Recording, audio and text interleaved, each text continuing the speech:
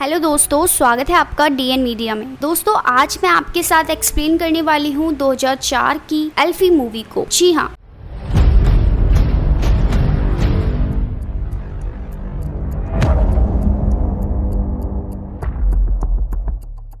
Movie की starting में हम प्ले बॉय एल्फी को देखते हैं जो लीमो ड्राइवर होता है और हर रात वो नई नई लड़कियों के साथ इंटीमेट होता है और यानी हर रात वो एक नई लड़की के साथ हम बिस्तर होता है। और आज रात हम देखते हैं कि वो डोरी नाम की लड़की के साथ फिजिकल होता है और यहाँ हमें पता चलता है कि डोरी अपने हस्बैंड से खुश नहीं है और एल्फी के साथ काफी टाइम से रिलेशन में होती है। तो यहाँ डोरी एल्फी को बोलती है कि हम नेक्स्ट वीक भी ये सब करेंगे, लेकिन यहाँ एल्फी उसको मना कर देता है क्योंकि एल्फी किसी भी लड़की के साथ लॉन्ग रिलेशन नहीं रखना चाहता था और डोरी उसके साथ रहना चाहती थी। तो यहाँ एल्फी डोरी को मना कर देता है, जिसके बाद वो काफी हर्ट हो जाती है। अब यहाँ से एल्फी अपनी दूसरी जीएफ जूली के घर जाता है और जब वो जूली से मिलता है तो काफी दिनों बाद एल्फी से मिलकर उसकी जीएफ यानी जूली उससे फिजिकल होने को कहती है, लेकिन यहाँ एल्फी उसको मना कर देता है और कहता है कि वो काफी थक चुका है। तो यहाँ जूली गुस्सा हो जाती है। अब नेक्स्ट सीन में हम एल्फी को देखते हैं जो अपने फ्रेंड मार्लोन से मिलता है। मार्लोन उसका बेस्ट फ्रेंड होता है और यहाँ एल्फी का फ्रेंड यानी मार्लोन उसको कहता है कि वो उसकी गर्लफ्रेंड लॉनेट से उसका पैचअप कराए। तो यहाँ एल्फी अपने फ्रेंड का पैचअप कराने के लिए रेडी हो जाता है। अब सीन चेंज होता है और एल्फी जूली के पास जाता है, लेकिन जूली उससे बहुत ज्यादा नाराज होती है तो वो एल्फी को घर में घुसने नहीं देती यानी गेट लॉक कर देती है। अब नेक्स्ट सीन में एल्फी लॉनेट के पास जाता है और कहता है कि उसको मार्लोन को एक चांस देना चाहिए और उसके बीच जो भी मिसअंडरस्टैंडिंग्स हैं वो सब क्लियर करके उन्हें दोबारा से पैचअप कर लेना चाहिए। ये कहकर एल्फी लॉनेट के साथ डांस करने लग जाता है, लेकिन डांस करते करते ये काफी रोमांटिक हो जाते हैं और इसी बीच ये फिजिकल भी हो जाते हैं। लेकिन इसके बाद जब एल्फी उठता है तो उसको काफी रियलाइजेशन होता है और उसको लगता है कि उसने काफी गलत किया है। और नेक्स्ट डे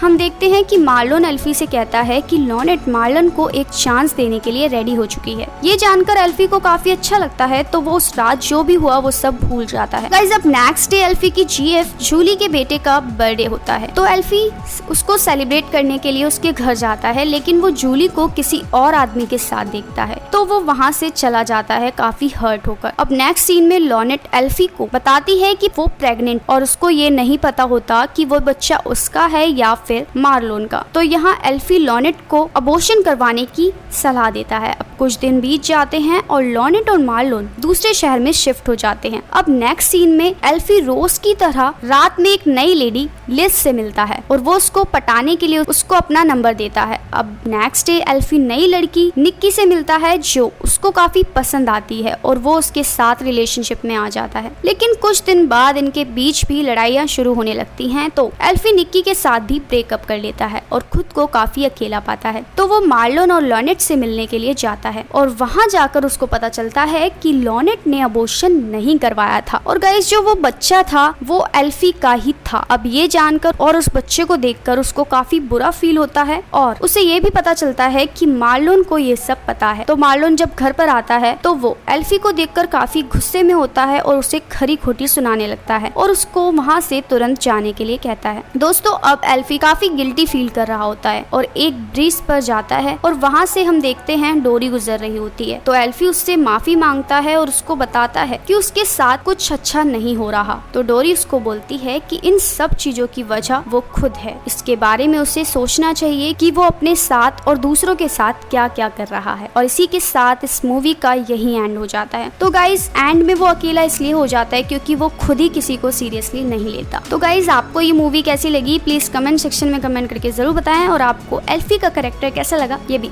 मिलते हैं नेक्स्ट मूवी में, जब तक के लिए अपना ख्याल रखिएगा। Stay safe, stay home. Thanks for watching guys.